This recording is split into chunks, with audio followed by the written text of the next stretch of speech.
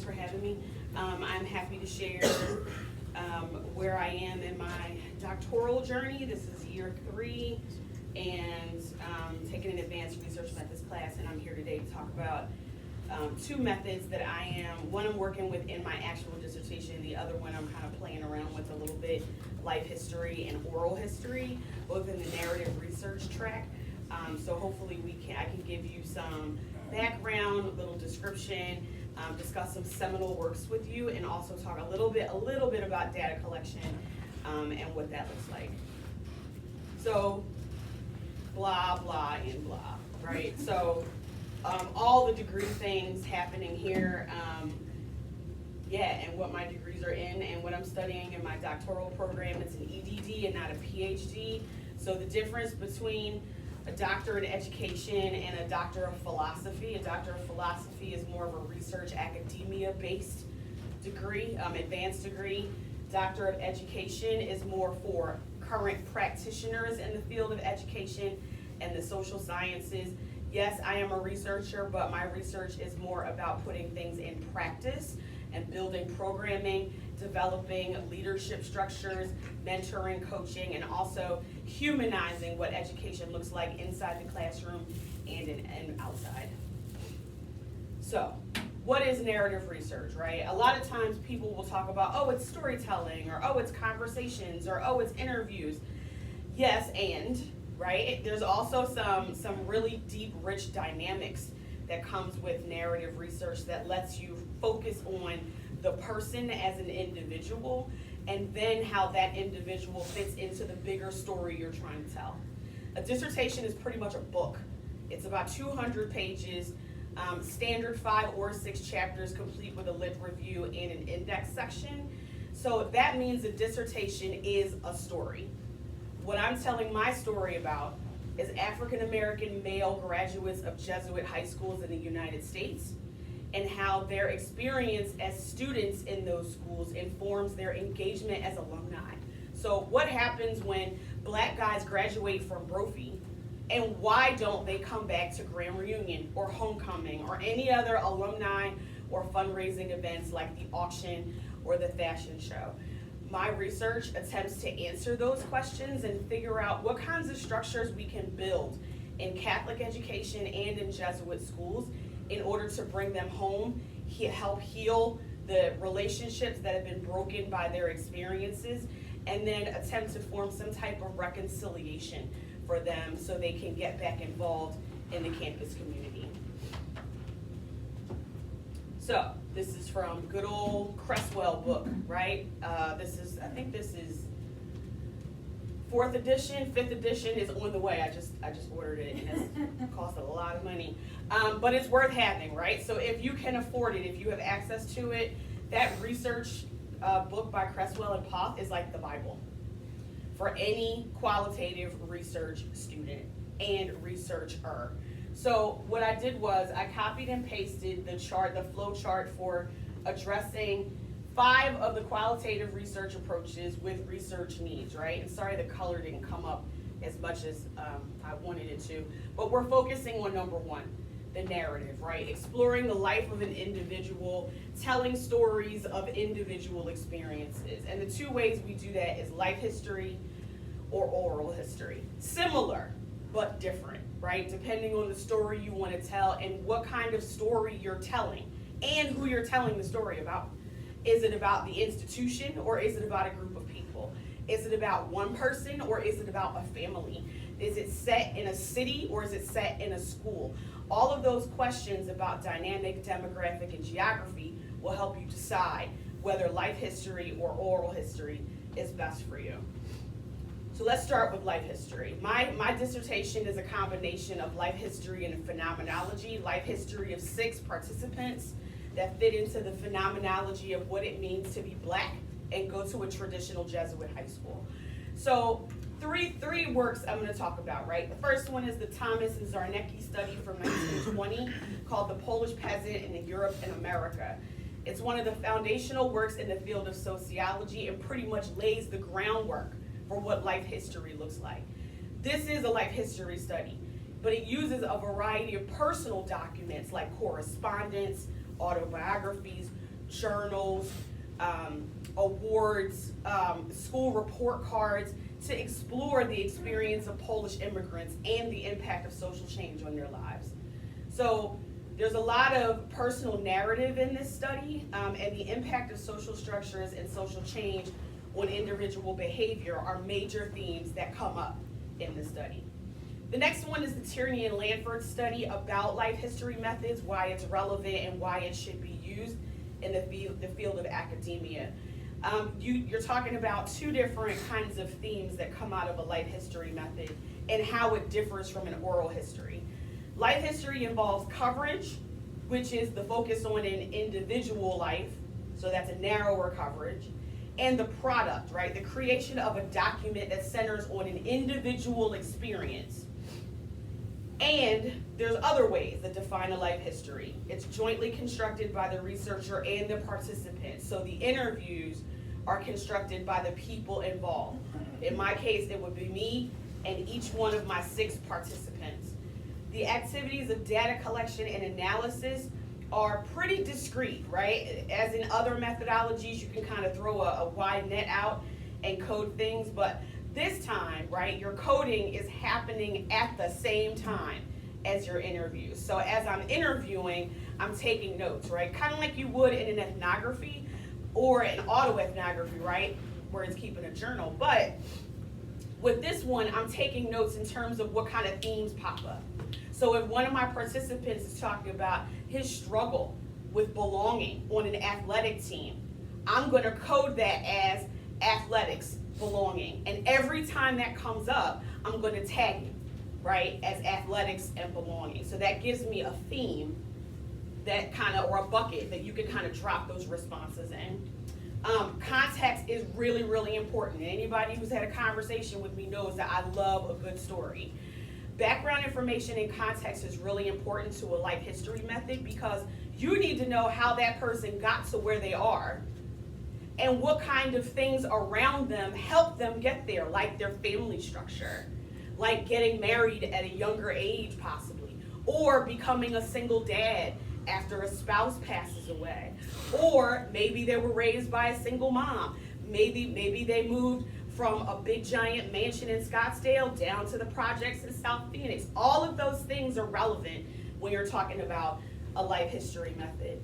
And one of my favorite books that I am obsessed with at this point is that citation at the bottom, APA 7, by the way. Dr. Kay, are you proud? APA 7, are you proud? Yeah. Lois Wise wrote this book in 2004, which is actually a part 2 of a study she did in a, let me get this right. It is a working class suburb of a major city on the East Coast that examines the lives of white working class individuals in post-industrial America. Focus on the shift from industrial to a post-industrial economy leads to social and economic dislocation. So the part 1 of her book was her talking to these same people as high school kids. They were juniors and seniors. The book in 2004 is 20 years after they graduate, and she's examining where life has taken them. And she talks about different contexts, right? How they navigate this society. And two of the big pieces are racial tension and changing social expectations. For example, 3 of the women that she interviewed in book 1 were talking about how they wanted to get married and become mothers. But in 2004, she interviews them again and they changed their minds. The perspectives are totally opposite of what she saw or heard from them at 16 and 17. So her work examines why that is. What is it about a post-industrial economy that takes away from the family expectations of society and the people that grow up in that society? Oral history. Sorry, I got notes. I got plenty of notes. Okay. Oral history. This is valuable for uncovering the lived experiences of individuals within an institution or organization. So you're taking that person and all their stories and all of their experiences, and you're fitting it within the life of an organization. For example, The Federal Writers Project, the FWP, this is one that came out around the time of the Great Depression, and one of its most significant oral history components was the Slave Narrative Project, which collected firsthand accounts from formerly enslaved African Americans and their descendants. The scope of this, right, is the Great Depression, but field workers and writers interviewed over 2,300 former slaves across 17 states in the United States. So their scope is big, but the stories is what's important to them, right? In the terms of an institution like enslavement in the United States, the storytelling is what centers that institution. The next one is the Vietnam Oral History Project. This is the one, right, that's done somewhere between 1980 and 1984 that collects interviews from veterans, civilians, journalists, and government officials involved in or affected by the Vietnam War in any capacity. And the goal was to capture diverse perspectives on the conflict, spanning military experiences, anti-war activism, and the Vietnam War's impact on families and communities. So the institution now is the U.S. government through the lens of the Vietnam War. The last one I'll tell you about is Svetlana Alexievich in 2006 won the Nobel Prize for Literature in 2015 for this book that was published in 2006 called Voices from Chernobyl. It's a collection of personal narratives from survivors, workers, officials, and family members affected by the 1986 Chernobyl nuclear disaster in the Soviet Union, which is now part of Ukraine. Through a series of interviews, Alexievich documents the immediate aftermath of the disaster and the long-term social, psychological, and environmental consequences. So, in this case, the institution is the Soviet Union. The event is the nuclear disaster, and the personal narratives are what kinds of gives that event color and also preserves the memory of that event and what the Soviet Union was like back in 1986. Oral history and life history have plenty of successes and challenges. Successes in green up on the screen, challenges in red, right? So, and I don't want to belabor anything here, but one of the things that I'm finding in my research that is really helpful and that I'm the most excited about is that first one, the deep understanding of individuals. When you're interviewing a set of subjects that basically, in some way, shape, or form, identify in similar ways, getting down to the nitty-gritty of what their story actually is the important part. The deep understanding of individuals will let you figure out what it's like to be one of these people in this particular space. What is it like to be black at a Jesuit high school?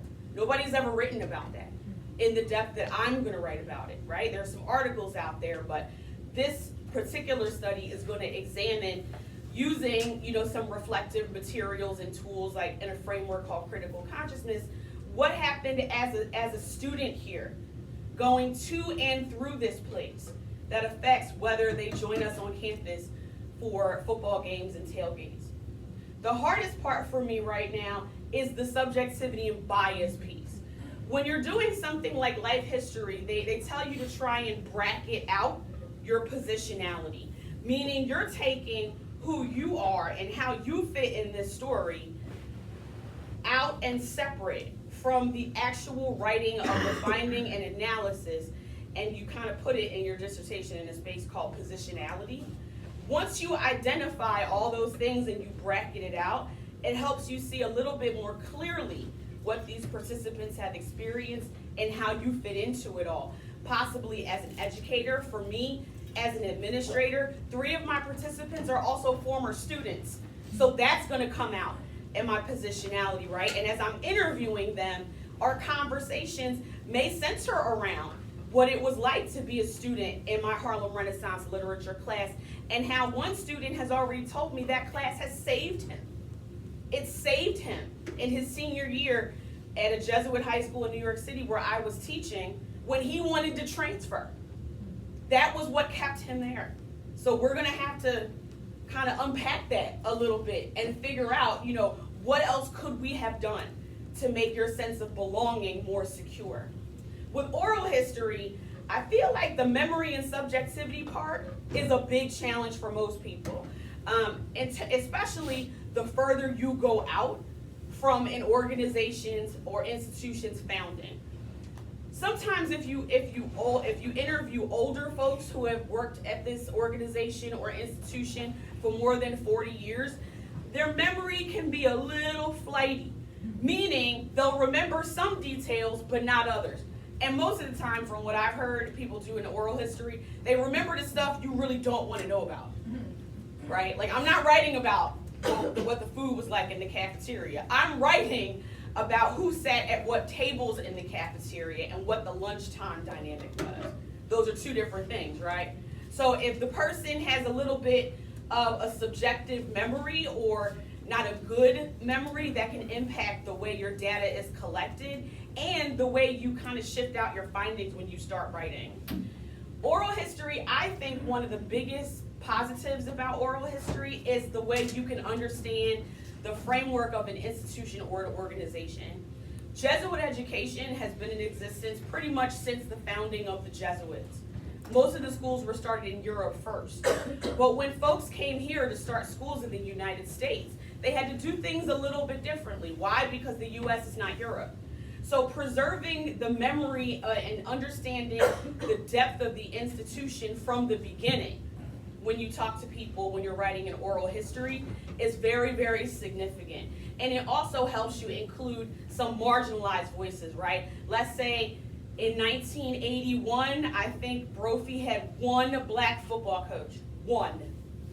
Wouldn't it be interesting to go back and talk to him and see what his experience was like as the only black person in a school like this? I think so, right? Or the fact that we don't have any Native American folks that work here, right?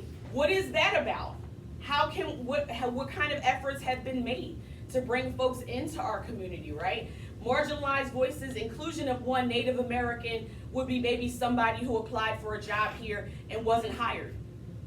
That could be something, right? So now you're switching the positionality a little bit. Since you're inside the circle, you're now going outside. So you can see what that person's experience was like as an outsider looking in. So, all right, so I came up with some questions, right? And when considering a narrative research method, this should be some of the things that you're talking about. Is there anything here that you gentlemen would like to pick through a little bit from all of these questions? What do you want to talk about? There's lots here. Yeah, go ahead. So when you say you're trying to unpack like an institution, does that mean you're going into like higher ups and executives to like ask them what the history was like, what they're working Sure, there? Or? You could do that. You could, and this is what I plan to do, is talk to Mr. Ward as the admissions director, and he's been the admissions director for over 20 years. Okay, yeah. So he's going to have some institutional knowledge for sure that we can use in terms of background information and also to help color in some of the pictures that my subjects are trying to paint. But it's a good option. Some people don't do that though. Some people don't do it because the IRB didn't go through, or because there's some type of fear of retaliation or whatever, right? They work there, they're trying to protect their own job. Yeah. But I don't think I'm gonna have a problem, right? Getting Mr. Ward to help me out with this one. It's a great question. Yeah? What's like your biggest obstacle when you try to do oral history? I've heard from a really good friend who did her dissertation at my same school in 2022. The biggest obstacle for her was, one, getting everyone together to tell their story together, and then also to match up what everybody was talking. Because some people she had two people that talked about two totally different things. But she didn't use structured interviews. She just kind of turned on the tape recorder and let people talk, right? And she said that was a challenge too, not having any structure to the interview process. But of course, this is why you have the product of one person's talking about A and the other one's talking about X. And you're like, all right, so how do I make A and X come together? Like, where's the common thread? But she said that was very difficult. Yeah? Could you interpret stuff from lack of memory. So like example you used, like someone doesn't remember like who sat at like which table. Could you say that like it's normalized so much that like they don't even remember? Yeah, I find that when you're talking about the experiences of Black and Latino students in Catholic education, you get that a lot. But the more you keep them talking, the more things you'll be surprised at what people will ask you, like, wait a minute, I've never thought about this before. Maybe it was because, but I don't remember the actual thing, but I remember this happening before that. So now you're helping them connect dots in the process, which can be very satisfying, but also very frustrating. Like, let's say one of your participants for this one interview round, you've only got them for 90 minutes. And if they're struggling for 10 minutes to figure out the connection between, again, A and X, it's like, okay, how do I get this to move along without them losing their place? This is important. I can tell it is. I want them to tell me about it. But at the same time, it's like, you got a job to do too. So that balance is also very key. Let's go here. What's the reasoning for using an unstructured interview compared to that of a structured? I think the difference between oral history is just that, right? Sometimes you gotta let people talk. Yeah. You give them a starting point and you'll say something like, what was Brophy like in the 70s? And then people will just, they'll start small, but then they'll build out. And depending on if you're an efficient researcher, which I know you are, depending on what you hear, you can give them follow-ups and leads and say, wait, that was interesting. Tell me more about that. Tell me what happened when, the football team, played Mountain Point and there was a riot or something, whatever. Do you know what I'm saying? Like, tell me more. That sounds really interesting. I've never heard that before. So you're kind of like on this like talk show kind of format where you're trying to get them to give you more.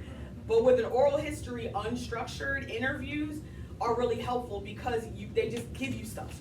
And then you can take what you need. Whereas a structured interview or semi-structured, which is what I think I'm gonna do, I have certain things or certain concepts or themes that I'm looking for. And one of them is athletics. So one of my questions is gonna be, how did you feel about athletics at Brophy when you were here? Did you play or did your brother play? Because 2 of my participants were Brophy or brothers. So did you play because your brother played? Like, tell me how that worked out. So yeah, those are the 2 ways that those can be helpful. Thank you. Did I answer your question? Yeah. Okay. Yeah, Lucas, what's up? I was interested about where you're talking about like the personal, your personal experience, your bias, like playing into like the research. Mhm. How do you like manage like not trying to like, because That's a obviously great like question. you don't want to study like what you think you want to hear, Of right? course. You just want to study with them. So like, how do you like avoid like leading questions, like putting your own experience into like the analysis and stuff like that? So for me, because 3 of my students are 3 of my participants are former students, that's gonna come up. In my mind, I feel like I have to kind of check myself. I can't talk a lot. Because 2 of their stories I know most of, but I feel like there's some other things, right? And even if I've already heard it before, I can't ask them what I already know. I have to just let them talk about it. And maybe those semi-structured questions will be a little different than the Brophy guys. Maybe I'll focus a little bit more on, let's say that school has an ROTC unit. So maybe I'll ask about the influence of the military structure in that Jesuit school rather than athletics, right? So that'll be one code here and one code there. So yeah, but the bracketing is really important. Like kind of writing my positionality section was really helpful for me. And it also taught me, like, in qualitative research, we're allowed to be personal. We're allowed to use I statements to describe things. This is very different than you would find in a STEM or another quantitative research project. Objectivity is subjective, right? Like, how much do you want to use that while still addressing your positionality? And my qual professors have told me, if we don't see positionality in your work, we're gonna check you and make you put it in.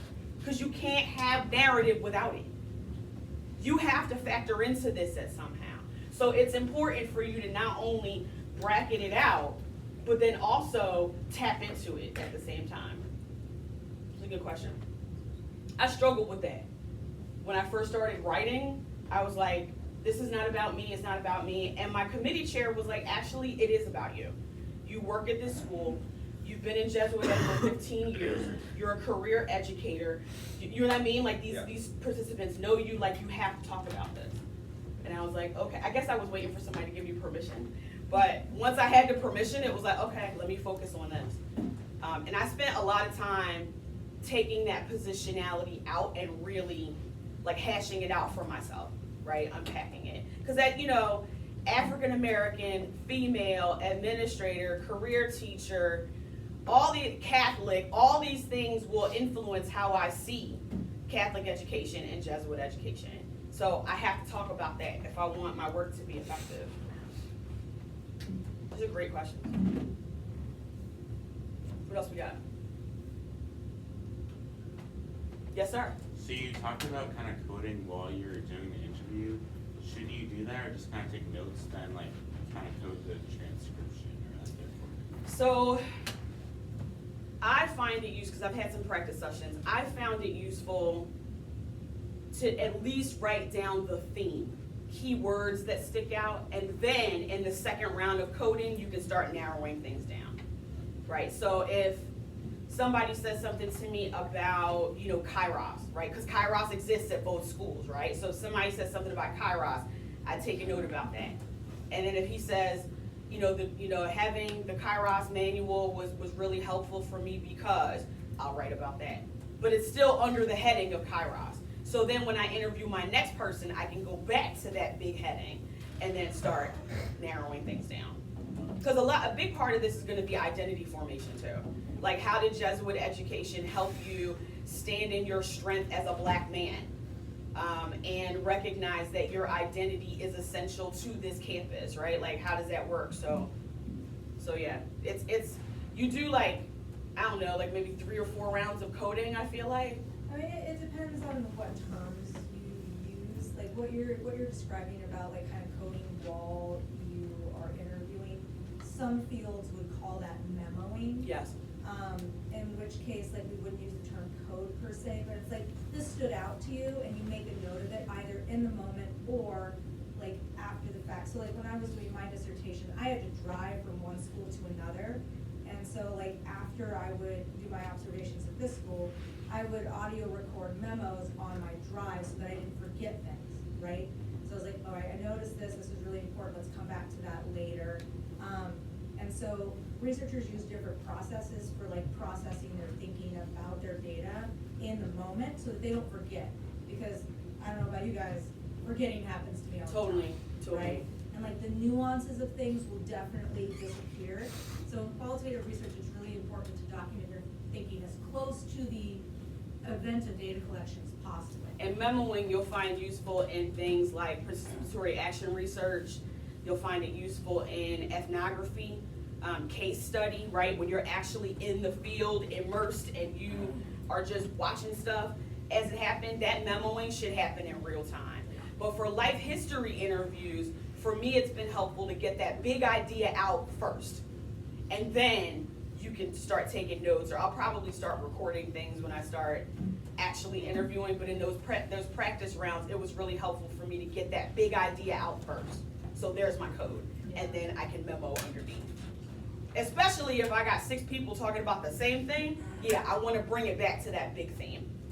And this is sometimes called constant comparative analysis. Yes. Because you do your one interview and some things pop for you here, so that when you do the second interview, you're kind of like attuned to those, so you might ask follow-up questions or questions about that. But then you might notice something in the second interview that you didn't pick up on the first interview, so you go back to the first one and like look for that too. Right, so it's this iterative process, and you never look at something just once. Yeah, oh yeah, you always come back to it. Because I have a feeling like I'm going to be sitting there with marble composition books stacked up to my knees, with notes and things that I'm going to be constantly going back to, particularly in that chapter 4, the findings and analysis part.